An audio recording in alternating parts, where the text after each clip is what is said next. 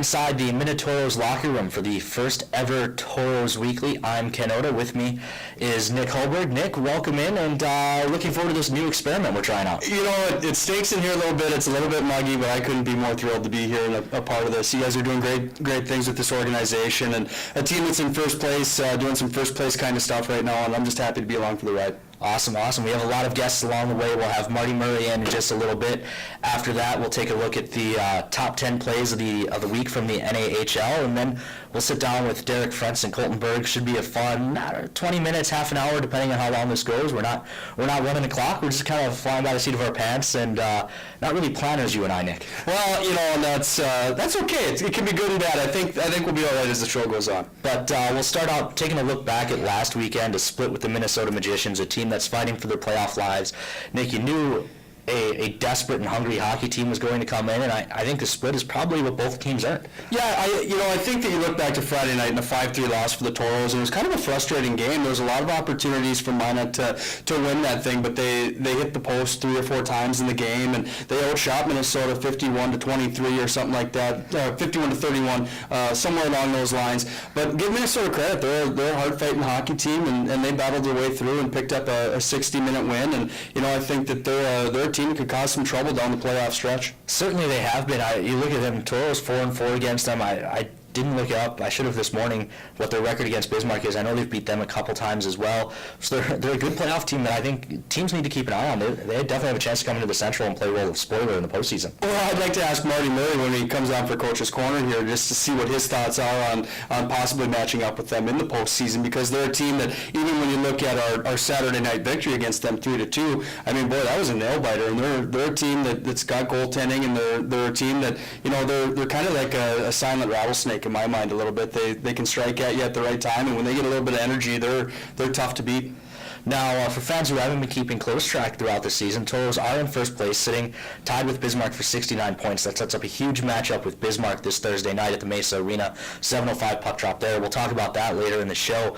But Nick, this division, there's no doubt it's off. We talk about the Magicians being able to play the spoilers, but Aberdeen, Brookings, whoever grabs that 4th seed, they're going to be a tough out for the first place team. You look at Bismarck, they just split with Brookings this weekend, who's in last place, down in Brookings. You know, some people would say that the Central Division might be one of the lighter divisions in the North American Hockey League. I would argue that point at certain times. I mean, the parity inside the league, and it just seems like in the Central, it seems like teams really hit their stride at the right time.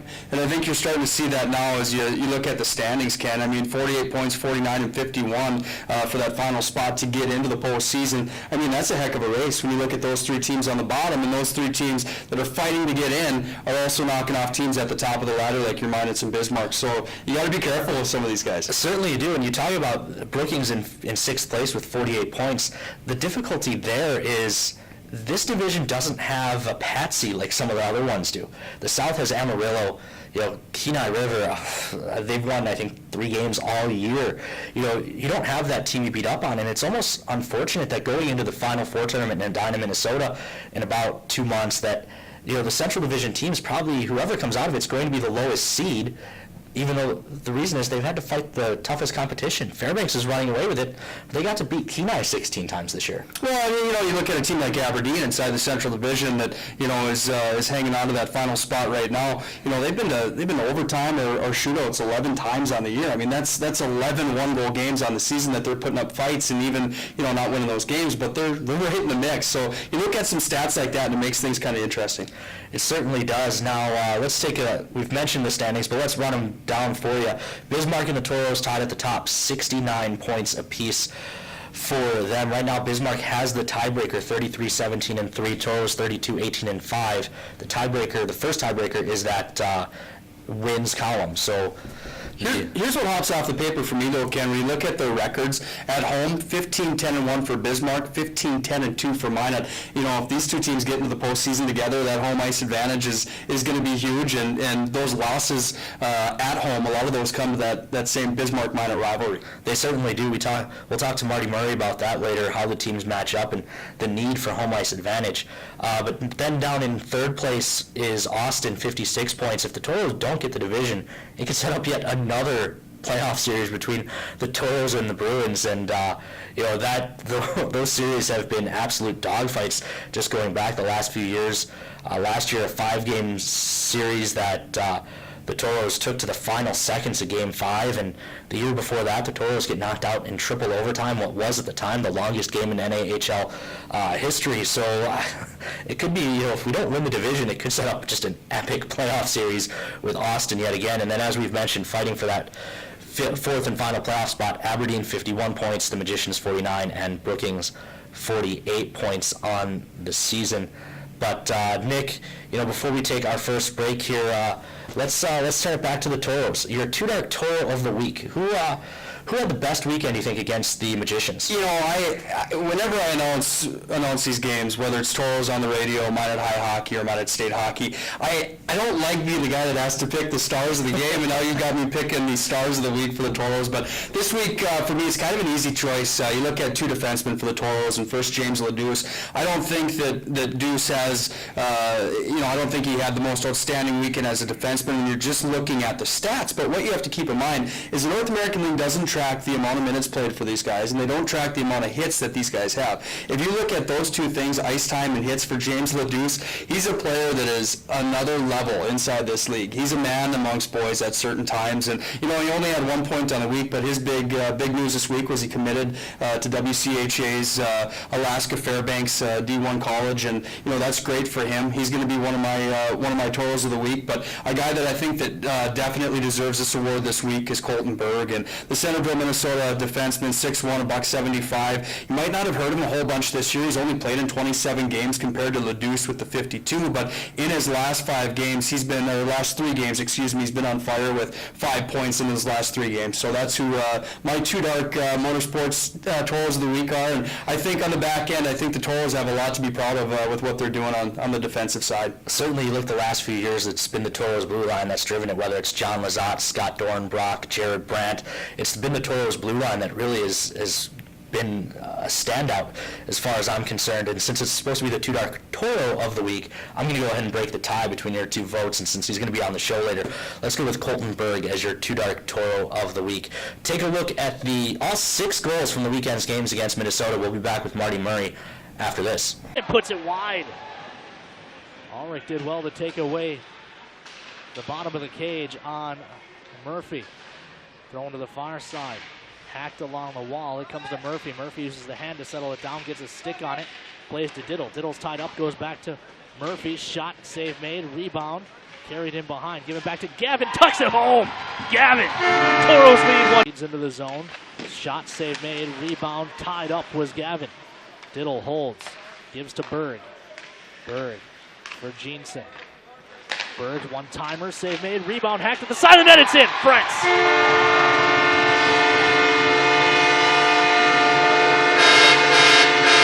43 seconds as Jeanson spins off a man. Tauros will look to push it. Ahead for Frentz. Frentz gains the line. Delays, looking for the trailer. It's Diddle. Diddle back for Berg. Berg delays, rips, it's in! Colton Berg!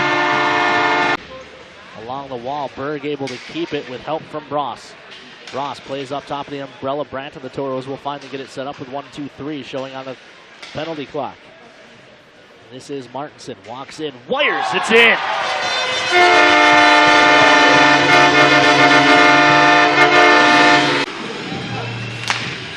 Ledouce with a blast, it's in! Oh my! Off, throws her onto the far side. Mettler down the wall. Throws it deep.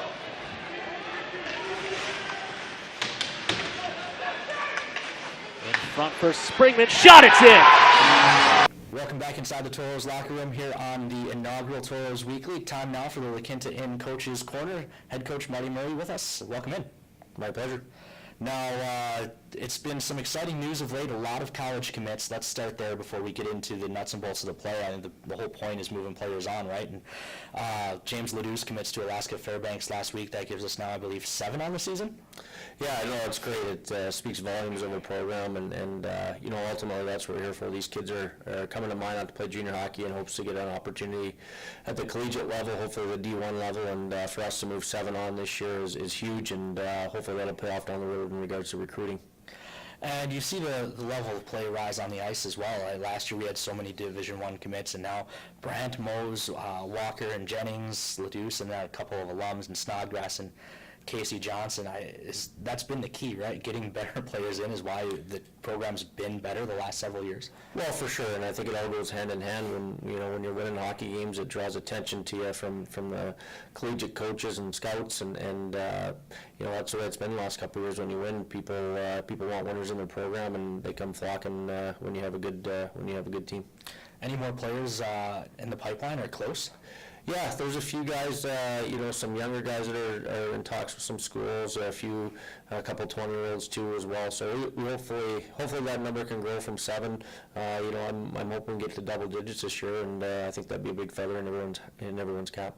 Marty, just talk real quick about the most recent commit, James Ledoux, going up to Fairbanks. What is your role and Coach Dubé's role in that process? Is there a lot of time on the phone with these coaches and kind of marketing these players, or how does that exactly work? Yeah, some of these players have advisors, so it's kind of a teamwork, a tag team. We talk to a lot of schools, and ultimately every coach wants to know a little bit about the player's character and what he's like on a daily basis, his work habits, his team first mentality, those type of things. So we spend a lot of time talking to those coaches down the road, and there's no doubt we have some good kids in our team, and not only good players, and I think that's led to a big part of the commitments. Now, a bit of a slump in late December, early January, but since then the team's been nails, and I'm just looking. I think one of the biggest changes has been goaltending. Since February, 8 games. Gunnar Rivers had a 196 goals against average and a 942 save percentage. Lucas Murray in February had a 951 save percentage this month. Rivers through 6 games 938 and Murray at 914.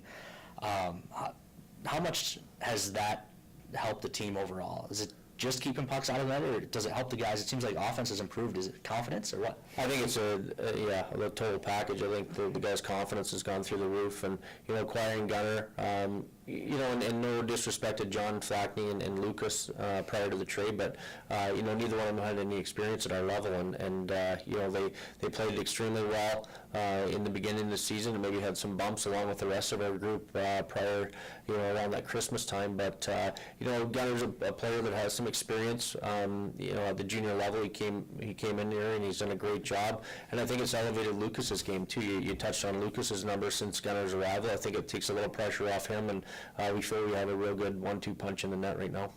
It's interesting when you look at some of the different guys that you bring into the lineup, and on certain nights there's guys that are sitting in the press box or healthy scratches. It's hard to get into this lineup. This is a darn good hockey team, but talk about a guy like Colton Berg that stepped up in that Davison role, if you will, in a sense, and he's just been lighting it up as of late. It's got to be a good feeling knowing that you've got some of these guys in the back end and up front that you can put in any given night and find points and production from them. Yeah, and that's the hardest part about my job right now, and it's a good problem to have, is we're so deep, all over the lineup, and guys want to be in the lineup, and unfortunately we can't have 23 guys dressed. We can only have 20, so it's hard to make that decision night in, night out, because ultimately they all deserve to be playing, and easily the hardest part of my job right now. But you look at a guy like a Berg that's was in and out of the lineup quite a bit in the first half of the season. He's really come into his own here the last probably month, and he's playing with a lot of confidence, and he's been a big boost to our back end for sure. You guys have been a lot of fun to watch. Certainly at home, there's been some fights in these hockey games. It's been rowdy. We've been scoring some goals.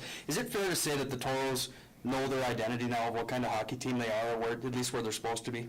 I think so. I think that the game's changed. I don't know if there's a lot of rock'em sock'em and fighting and stuff anymore. But I go back to the game against Brookings a couple weeks ago, and one of their bigger guys took some liberties on our Jennings, our top scorer, and Jared Brandt comes in, and that message just shows that we have each other's back. And I was you don't want to lose your captain for the game, but at the same time we want these guys to be as one, and to me, I think that showed not only a coaching staff, but our whole group that we're all in this together.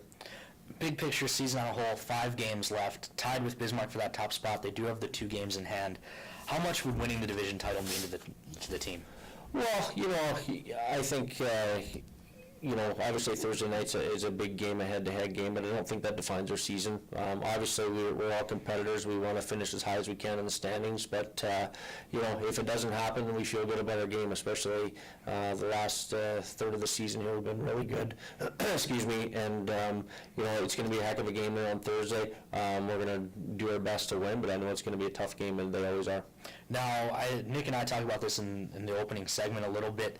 The struggle with the Magicians, just 4-4 against them this year, and the way the schedule plays out with the Magicians playing the Bobcats the last 4 of the regular season. In order to win the division, we'll need the Magicians' help, but if we get it, there's a chance they would be the first-round opponent. Is that something you guys think about, worry about, or just get in and whoever's across from you play your game?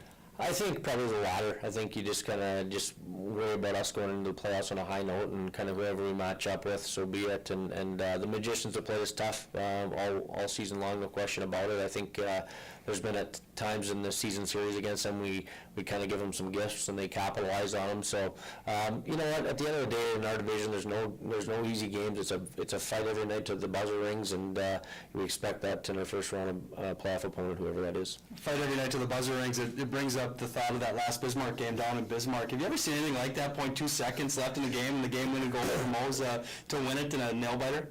That was unreal. I remember in my head, Ledoux having the puck at the blue line with about, I think, 2.2 seconds left. I'm like thinking in my head, shoot the puck already, and he gets in there, rebound, and right at the buzzer, and it was awesome to come out of there. It's a tough building to win in, and to win it in that fashion was, definitely a good feeling. So, I know it's a cliche, but it's a 60-minute game, and with us in Bismarck, it tends to be a 60-minute game every night. I brought this up in Bismarck and Coach's Corner on the radio that night, that when you look at the numbers and you look at the stats, boy, these are 2 hockey teams that are almost mirrored of each other. Does that give you any extra confidence, a win like that, and in that fashion, coming back to your home ice to take them on Thursday night? Yeah, I mean, it's a battle. I mean, they're a very good hockey team. I have the utmost respect for what Lane does down there in their program, and they have a very good hockey team. And it's going to be a battle coming here Thursday. I think probably the visiting team has had the edge in the season series, and we got to do something to turn that around on Thursday night. It's obviously a huge game in the standings, but I think more mentally, I think it's going to be a challenge for both teams to get up for it. And I think the team is strong mentally that can maintain their composure and just focus on hockey. Will have the best chance of winning. A player like Christian Mose, when we're playing the Bobcats last year, 14 points against them. This year, he's got 9, 4 goals, 5 assists against the Bobcats. What it is about Christian Mose that allows him to succeed in those big games?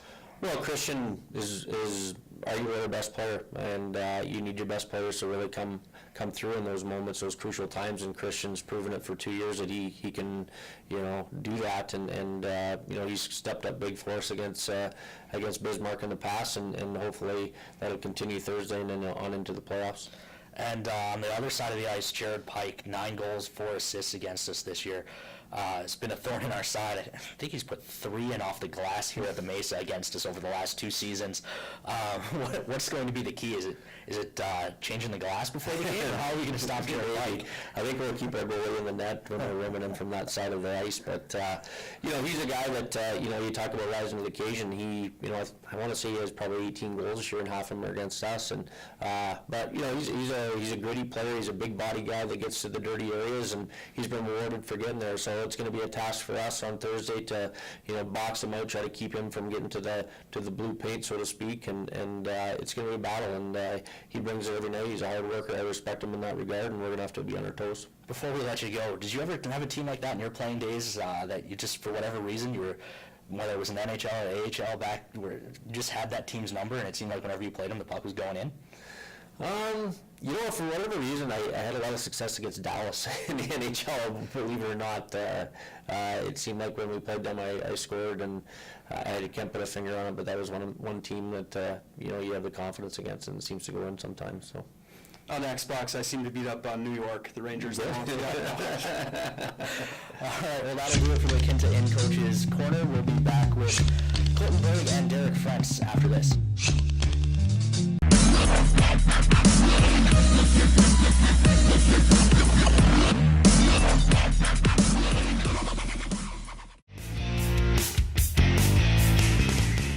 Skaters aside, 23-20 shots on goal in favor of the Roadrunners.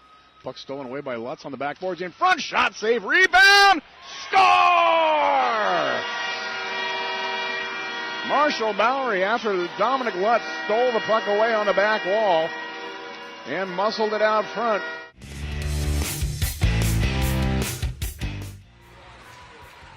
A power play for the Chill as Sofo takes it in around side of the net. Oh, he's stuffed it in. Got it in. Joey Sofo catches Blake Wayrick off guard and taps it in from the far post.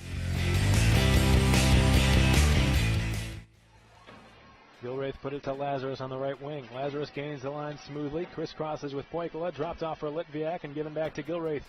High slot, slapped it to Poikala, cross ice for Lazarus, and he scores on the one-timer. Donnie Lazarus' first game back after the long injury. And that didn't take long for him.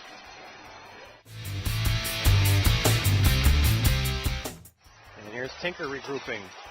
Pass for Gilling, went off of his stick.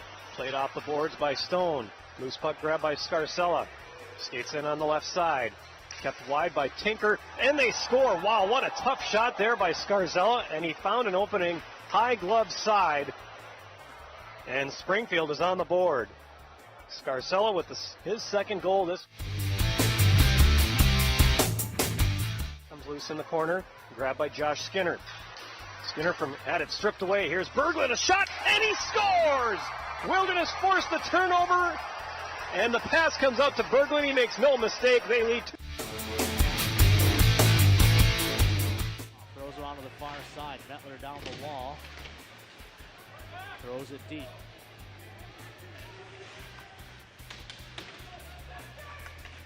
In front for Springman. Shot, it's in! Ice race. Center ice off the backhanded play to Morabella. Bella to center. Kelley tries to get a shot. Berg scores! Joseph Berg gets the loose puck at center. Are you kidding me? Welcome to the league, buddy. Oh my goodness. This place is going bonkers. Jeff Potter is laughing right now. He cannot believe it. His first career North American Hockey League game. We didn't know he was in the lineup until 4 p.m. We're like, who's this guy? Take another look. What worked by David Marbella to the slot. Carson Kelley to the backhand. And Berg left alone in the slot. My goodness.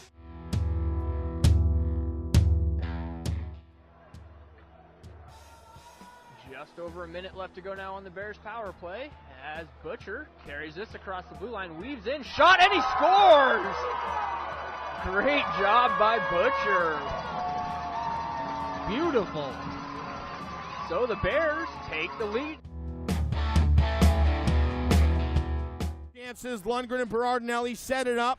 McKay sprawled on the ice, threw up the left pad and glove in desperation. And Lone Star nearly intercepts it. 8 to go. Time for one more shot. Bryan across the line. Bryan has a chance to win it. Brahmas steal it away. Stole it back. Scores! Tobias Kircher capitalizes on a takeaway, and the Ice Rays will win in overtime. With seconds left in this game, Tobias Kircher stole the puck right off of Peter Kessel's stick and gets 2 points. That specialty eye kept on the back end for now. Great tape-to-tape feed for Kelley. Dredge around Kelley. Scores! Whoa! Carson Kelley with the slick hands. And he tucks it past the right pad of McKay. Oh, baby, what a filthy move. We're going to get another look at this dangle. as Carson Kelley just absolutely pulls the string on himself. Check it out, way back here in the own zone, it's Giles to Clark, and you know Clark, he's going to make this tape-to-tape feed. Check it out, 2-line pass is no longer a rule, and thankfully for that, watch him just pull it back, and woo, undresses. Welcome back inside the Minotauros locker room here on Tauros Weekly. Joining us now, Derek Frentz and Colton Berg. Welcome in, guys. Thank you. Thank you for having us. We appreciate it. Now, a weekend split. How do you guys feel after a split? Does it matter if you win the Friday or the Saturday? How you guys feel? I mean, like, obviously you want to win both games, so losing the first one's a little tough, but it was a nice way to bounce back Saturday, and Magicians are battling for a playoff spot, and we're battling for first place, so every win is crucial. But, you know, split is something you can work with, but we obviously want the sweep every time we play, so, you know, it's kind of iffy. For you as a forward, when you see a new goaltender come in on Saturday night after the Friday night kid really stood on his head and made quite a few saves, does that give you a ease of confidence a little bit, knowing that there's a different kid in there that might not be riding as hot as the guy on Friday night? Yeah, definitely. I mean, like, it's always in our game plan for Coach if there's a new goalie and to throw pucks to the net and, you know, test him early. So if he's a little shaky and hadn't played the night before, and it can definitely give you a confidence booster and, you know, just see what happens and throwing pucks on net, and simple plays can turn out to be a big point of the game. And Colton, how about we switched goalies as well as a defenseman? Does it matter for you guys who's sitting back there? No, not at all. Both our goalies have been playing really well lately and stopped a lot of pucks. Having the glove side on the opposite side for Rivers, does that change the way you guys work defensively, or is just don't let him shoot and it doesn't matter who's back there? Just block everything and not let anything get through. While we're on you, Colton, I picked you as my player of the week, you and James Leduce, and I just have to know, where's this confidence coming from, man? I mean, you're on fire, 5 points in your last 3 games, and you're a player back there that has certainly made an impact in these last couple games that you've played. What's the story? Yeah, I just coming to practice and working hard, just trying to work my way up on the lineup, and things have been going my way. Has it helped being in the lineup sort of on a more regular basis? I know you were in and out of the lineup early in the season. That's been the case with a lot of defensemen who have come through Minot. Jared Brandt's a player who comes to mind who didn't play much his first year, now in year 3 as a captain. Is that a model that you look at as sort of for your career, or you just come to practice and work every day and let the chips fall where they may? Oh yeah, before games, Junior goes around the locker room and he asks players who are going to play like, and the last 2 games I've been scoring, I said I've been playing like Jared Brandt, and it's been working, so. Good deal. How about for you, friends? You're on a little bit of a tear yourself, and second in scoring for the Tauros right now. Are you happy with where you're at on this hockey club? Yeah, I am. I mean, everyone plays their role, and I'm just fortunate, you know, to be the beneficiary of some plays and score some goals here and there. But I am happy with the way I've been playing, the way the team's been playing. We've been on a big run here. I think we have 16 wins in the last 20 or 21 games. So, yeah, you know, I'm satisfied with where we are at as a team and as an individual. Now, we reached out to some fans on social media. They had some questions for you. And if you guys want to ask a question for any of the players for next week's show, you can tweet at us at Minotauros Hockey or hit our Facebook page when we announce who the next guest will be. You guys can send them questions. But we'll start with you, Derek. We got one from Howie Lowe. And she was asking, and she asked you, now that you've been with Michigan last year and here a couple different junior teams at this level, what advice would you have for a player who's getting ready for a tryout camp? You know, it's coaches know what they're like, and if they see a player, they'll scout him for what he's good at. So I would have to say, just do what you do best. I mean, don't try to change somebody you're not, and do something that's not in your normal routine. So go out there and work hard, do what you do best, stick to your strengths, and coaches will pick up on that very easily, I think, and help you out in the long run. All right, this one's for you, Mr. Berg. Brandon Rich wants to know, how much do you miss the beautiful swamps of Lino Lakes, and are there any carp in Minot? Well, I'm a big bow fisherman, so he's one of my buddies back home, and so I got a boat all set up with lights, and I go bow fishing at night and shoot the carp in the water. So I do miss the swamps a little bit of Lino Lakes, but I like the fields here because I'm a hunter and like to shoot my guns and stuff. Fantastic. Here's one for both of you from Carissa Heltney. After which NHL player do you guys model your game? It's my boat mom, Chris, actually. And if I had to say a player, I mean, I tried to, you know, you always think of like your Sidney Crosby's and Alexander Ovechkin's, but I would like to think of myself more as like a Nicholas Backstrom kind of role, someone who can make plays up and down the ice and is reliable defensively and not, you know, always looking for offensive talented as well as defensive talented. So Nicholas Backstrom, I guess, is somebody I would try to model myself after. Colton? I'm definitely more of an offensive player, like offensive defenseman, you can tell. So probably PK Subban. He scores goals, and I like the way he plays. We're going to follow like that answer. Yeah, absolutely. One for you, Frentz. What's the atmosphere like on the bus rides? I want to know not only before on your way there, but on the way home as well. And this was a question from, I believe it was from Carlo Malone again. What's the atmosphere like after a big win, but what's it like getting on the bus and heading on a big trip also? It's a tremendous group of guys, so, usually there's laughs and jokes all around. On the way to games, we try to hang loose. Some guys do their own routine, but it's mostly good spirited the whole way there, and then when it kind of gets down to an hour or two before we arrive, it starts to tighten up a little bit and get serious. But we're a very fun group of guys, and after a big win, it gets even more hectic, and we're up till 4 in the morning on the bus hanging out and having a great time. So it's really just a great group of guys that can make the atmosphere a blast. And another one for you, Derek. This is Nick Campbell asks, what's your favorite hockey memory before being a part of the Tauros? And before you answer, Luke Davison, who's home on injured reserve, chipped in and he wanted to see if it was losing the Duluth Holiday Classic to NDA 2 years ago. I assume Davey was on that team. Yes, Nicholas was my line mate from high school, so it's good to hear from him. And I treasure all my high school days. Those are such a blast. And in the Duluth Holiday tournament we played, Luke's high school, my junior and senior year, lost both times by a goal. Senior year one was in overtime, so Luke always gives me and Max a little crap for that one. But any of my high school memories are a blast. High school hockey is truly a spectacle in Minnesota, and it's just unreal experiences all over. So to answer Nicholas's question, all my high school days are treasured equally. You mentioned your high school team. They were Mankato West Hockey was huge on this on Twitter, jumping on. The team retweeted it. A lot of your high school teammates jumping in. How much do you follow your old school now that you're here? A lot. They made it to the state tournament this year, and we had a little bit of a jealous rage going, but we were very proud of them, and it's just cool to see how far the program has really come. And I'm still in close contact with all those guys. All my friends who play juniors now or go to college now, so it just really shows how far those bonds go and how much we really enjoy each other. Got a question for you, Bertie. I've heard that there's a guy in the room that does a pretty good impersonation of the voice of the Tauros in the arena myself. Oh, yeah. With the Hey Tauros fans. Who is that? That's Derek Frentz right here. Can you do that for us once? I've heard so much about it. Can you just give us a Hey Tauros fans one time? Hey Tauros fans! How about your Tauros tonight? There you go. That's perfect. One last one before we let you guys both get out of here. This is from Sydney Malone on Facebook. For both of you, being both your first year in Minot, what's special about being a Tauros and the Tauros fan base? The fans, they're unreal compared to everywhere else we go. They're very supportive, rowdy.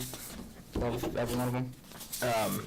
It's really cool to see all the kids who are line up before we go out on the ice and off the ice, and the fan support is, like Colton said, tremendous. We're out in the community all the time, and it seems to really reflect on Friday and Saturday night when the fans show up. So they're loud, they love us, and we love them. So it's truly a great relationship almost. Thursday night's going to be wild. Bismarck's going to be here. What's the key to win that one?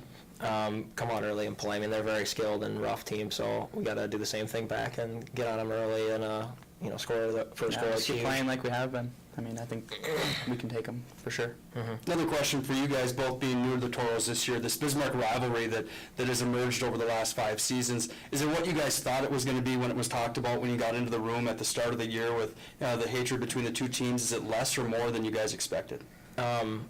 I would say it's more. I mean, I remember we went there for preseason, and I wasn't playing that first preseason game in Bismarck, and some kids were just saying, I already hate Bismarck, and you really don't know until you step foot on the ice with them in the regular season and sit in that locker room between periods and just kind of recap what happened. But it's truly a tenacious rivalry, and it's great for hockey, and we love it, and I'm sure they do too. So it's enjoyable at the same time as it is kind of rough on each other. Oh, yeah. Good. All right, we'll guys get out of here. Nick and I will be back after this message to wrap it up on Tauros Weekly.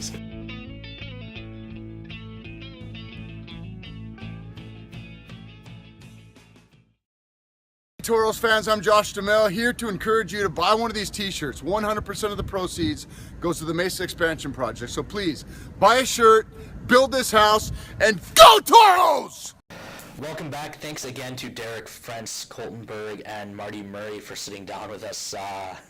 it was a lot of fun, wasn't it, Nick? Well, I think Derek Frentz has a little more Tauros fans, in his tank. I think he was a little bit bashful. But I think he was. You should hear him on the bus. That's where he really lets it go. I've heard that, so I wanted to bring it up to him. But cool guys. I mean, well-spoken young man, and I think that those guys really kind of show what this program's all about. And not only are they good hockey players, but you know what, they're good guys, and they're well-spoken, smart kids. You talk about being good guys, and that's something that Marty and Nigel focus on, as well as not just bringing good hockey players, but bringing in good kids. I think, over the 4 years I've been here, there's maybe been 2 or 3 kids who didn't really fit in, weren't that caliber of kid, and they were gone pretty quick.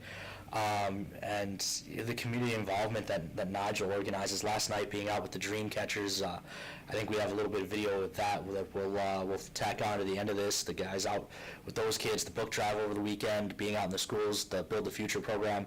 It really is a good group of kids, aside from the fact that they're darn good hockey players. Yeah, I mean, I think you could take one of these locker room editions and turn it into a community edition and just have 2 hours of what this team is up to each month. I mean, it really is fun to see, and I think it's great to see the community getting behind it. And I think it's great for the kids. It's growing these players as young men into men and putting them into some situations that are only going to better them for their futures. And I think it's fantastic what their organization has done. But now, before we let everyone turn us off, although they may have now that the players are gone anyways, but if you're still with us, let's take a look a little bit closer at the Bismarck series. Yeah, we still have to talk about Bismarck. I don't think anyone's going anywhere just yet. This is a matchup coming up on Thursday night that is, I say it every time that we're on the radio together down in Bismarck, that it doesn't matter if it's high school or college or junior. It doesn't matter what it is. It doesn't matter if it's swimming, football, hockey, golf. Bismarck and Minot, for whatever reason, frankly, just don't like each other. And there's no difference in this North American Hockey League matchup with the Bobcats and the Tauros. As I mentioned to Marty earlier on in the show, you look at Bismarck and Minot, you look at their stats, you look at the numbers page. These are almost identical hockey teams, Ken, minus the power play and penalty kill for both clubs, where Bismarck has the advantage. But I tell you what, this is a dogfight. It's a war. And then you throw into the mix that they both have 69 points on the season. They're tied for first place with 5 games remaining in the season. Buckle your seatbelts. It's going to be a lot of fun. I think this is going to be one of the biggest regular season games in the history of the Mesa Arena, whether it's Beavers or us. This is going to be a huge one. I'm expecting a huge crowd. Should be a lot of fun. Let's look into those numbers a little bit. Tauros 6-5. None of the games this year have gone to overtime between these two clubs. So Tauros 6-5 on the season against the Bobcats. Last year 7-3-2. So a chance to get to that 7-win mark and take the season set 2 years in a row. Well, and don't forget that we swept them in the playoffs last year, but don't forget also that Bismarck's a different hockey club than they were last year, and they had a slow start, and all of a sudden, boy, did they come out of the woodwork, and they turned it on, and they haven't let off the gas pedal since. Certainly have, and you mentioned already the special teams. That's been the key to their turnaround. Any Lane Sedevy coach team, it seems like every year their power play and penalty kill are nails. That's true again. Just looking at the season set, the Tauros 16.7% on the power play. That's pretty okay against the Bobcats. 7 for 42, but only 36 of 50 on the kill against the Bobcats. Only 72%. So I imagine, Nick, one of the keys this weekend this Thursday night has to be staying out of the penalty box. In my mind, that's kind of the only key. I think that both teams are going to show up. They're going to play each other the best they can. Once in a while, we'll see a blowout between one of these teams. Either Bismarck racks up a few on us or we rack a few up on them. But for the most part, this close in the playoff chase, this close to the division title chase, I think both teams are going to show up, play their best hockey. I think staying disciplined and walking that line between being all over Hunter Shepard and their D-core and staying out of the penalty box is the difference for the Tauros on a win and loss category this weekend. I think another key to this game Thursday night, Nick, is the first period. We mentioned how big this game is going to be for both clubs. It could put the Tauros in the driver's seat, or really, with Bismarck having 2 games in hand, a loss this Thursday for the Tauros could pretty much kill the division crown hopes for the regular season for the Tauros.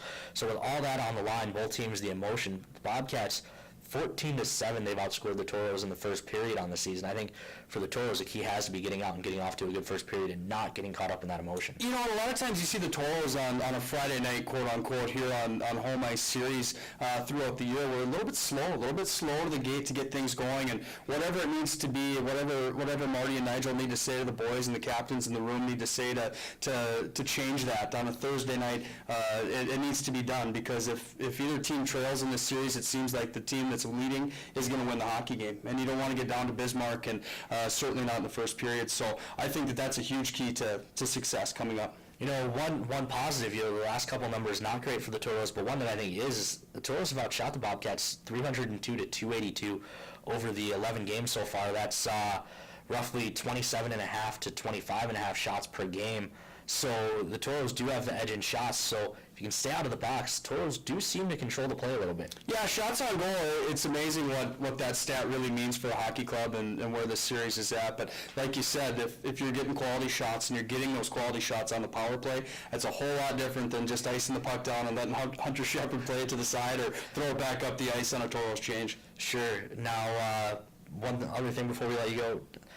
We talked a little bit about Marty Murray, about guys who seem to step up in big games and take or have a team that they have individual success against. Who do you think your cat killers are going to be for the final matchup here? Well, since we already touched on Mose, who we know is just clutch against Bismarck, I think that he's a guy that's in the conversation. But I think when you look at Derek Frentz, he's got 10 points in the series. He's +2. You look at Jared Brandt, the captain of the hockey team, 1 goal, 7 assists. This is a guy that has been great for them also. But the guys that I like the most, and they're the ones that wear the most armor, you know, you see him right behind me here, Rivers, with the pads up in the stall. You know, a 9.4 save percentage and a 1.5 goals against average in the 2 games that he's played Bismarck.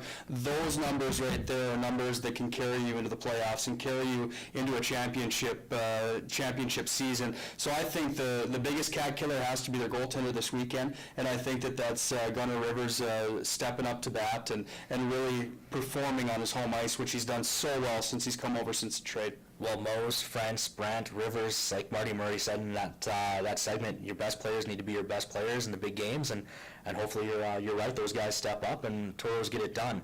But thanks for coming in and joining me, Nick. This has been the first Tauros Weekly. Let us know what you think down in the comments on YouTube, Facebook.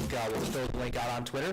And keep an eye out on our Twitter feed for who next week's guest will be, and ask some questions. We'll make sure we get that out there. I was just thinking, I think one of these Tauros Weekly, I think that we're going to need to do something fun, like take you on a pheasant hunt or maybe take you sledding somewhere and get into some of this North Dakota stuff that you haven't been doing yet. I'm a city kid, so that could make for some fun videos, so sure, why not? Let's do it. I think we're doing it. That's the only way I'm hopping on board for this deal.